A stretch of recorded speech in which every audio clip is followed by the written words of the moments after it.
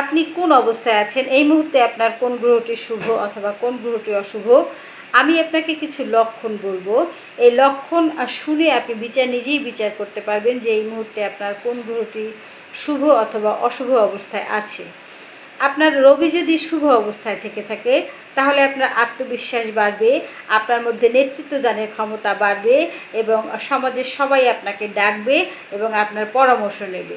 কিন্তু একই অবস্থায় যদি রবি অশুভ অবস্থায় থাকে তাহলে আপনি অত্যন্ত অহংকারী হবেন, অন্যের সাথে আপনার ইগোর প্রবলেম হবে এবং আপনার পিতার সাথে আপনার দূরত্ব বাড়বে। চন্দ্র যদি আপনার শুভ অবস্থায় থাকে তাহলে আপনার মানসিক শান্তি আসবে, কোমলতা আসবে, আপনার চেহারায় সৌন্দর্য আসবে। একই সাথে যদি চন্দ্র আপনার অশুভ অবস্থায় থাকে তাহলে আপনার মন চঞ্চল হবে, আপনি ডিপ্রেশনে ভুগবেন, আপনার মেজাজের ওঠানামা হবে। মঙ্গল যদি আপনার শুভ অবস্থায় থাকে তাহলে আপনি একজন সাহসী ব্যক্তি হবেন, উৎসাহপ্রবণ ব্যক্তি হবেন, সব কিছুতেই আপনার উৎসাহ থাকবে আলাদা রকমের। আর কিন্তু একই সাথে মঙ্গল যদি অশুভ অবস্থায় থাকে তাহলে আপনি একজন ক্রোধী ব্যক্তি হবেন, আর কথায় কথায় রেগে যাবেন এবং অন্যের সাথে আপনার ঝগড়া ঝামেলা লেগেই থাকবে।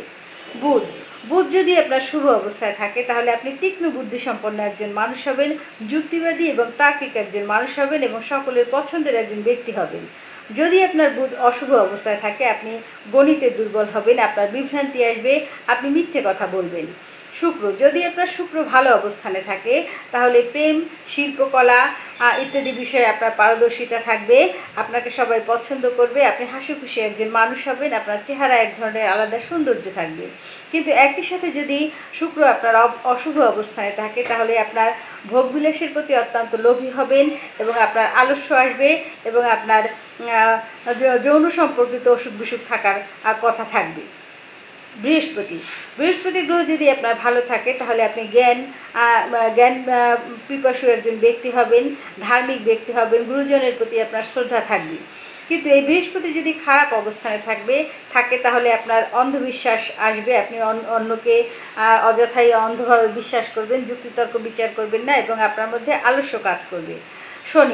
শনি যদি আপনার ভালো অবস্থানে থাকে তাহলে আপনি একজন ন্যায়পরায়ণ ব্যক্তি, আপনি কোনোভাবে কোনো অবস্থাতেই অন্যায় কথা বা অন্যায় সিদ্ধান্ত বা অন্যায় কোনো কাজকে মেনে নেবেন না এবং আপনি জীবনের সমস্ত কাজ শৃঙ্খলাবদ্ধভাবে করে থাকবেন।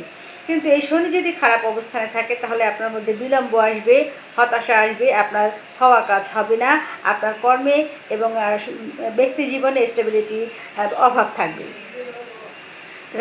রাহু যদি আপনার শুভ অবস্থানে থাকে তাহলে আপনি বিদেশের বিভিন্ন কাজের সাথে জড়িত থাকবেন, বিভিন্ন প্রযুক্তিগত কাজের সাথে শুভ অবস্থায় জড়িত থাকবেন এবং সেখান থেকে আপনি লাভবান হবেন।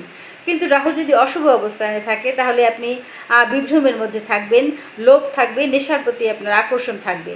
কেতু যদি আপনার শুভ অবস্থানে থাকে তাহলে আপনি মেডিটেশন করতে পছন্দ করবেন, আপনি সব কিছুতে একজন ত্যাগী ব্যক্তি হবেন এবং আপনি গভীর চিন্তাশীল, ভিন্ন ধারার চিন্তাশীল একজন ব্যক্তি হবেন।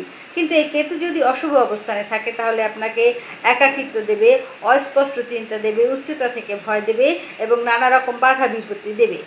এ থেকে আপনি জেনে নিতে পারেন বা এই আলোচনা থেকে আপনি ধরে নিতে পারবেন যে আপনার কোন গ্রহটি শুভ বা অশুভ অবস্থানে আছে এবং সেই গ্রহের রেমেডি যদি আপনি করেন তাহলে দেখবেন যে কিছুটা হলেও আপনি রিকভার পাচ্ছেন।